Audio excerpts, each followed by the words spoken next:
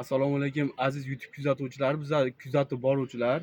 Ko'rishinglar mumkin, hozir Baliqchi tumanida, Andijonda tomiga pena quyib beryapmiz. Ko'rishinglar mumkin. Chiroyli holatda santimetr 10 santimetr bo'lgan. Ko'rishinglar mumkin, juda ham chiroyli holatda. Hozirgi ishimiz 110 kvadrat joyga quyib beryapmiz. Mana hali ishimizni boshlagan soat 9:10 da boshlaganmiz. Xudo xolasa, tugay deganda svetimiz o'chib qoldi. Ashunga bir chiroyli video qilib sizlarga ko'rsatib qo'ymoqchimiz.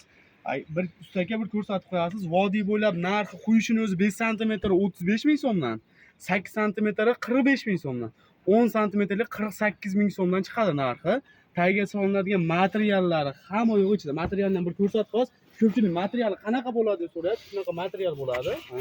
Xuddi shunaqa material, yangi holatda bo'ladi.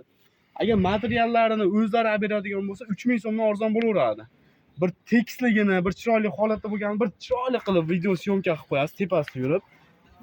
Butun O'zbekiston bo'ylab xizmat qilamiz. Xizmatimizni cheki yo'q.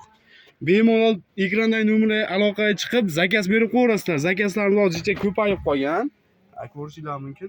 Zakazlarimiz ko'payib qolgan. 1-2 kun zaddeshga bo'lishi mumkin, ammo chiroyli qilib shu holatda qilib qo'yib beriladi aka.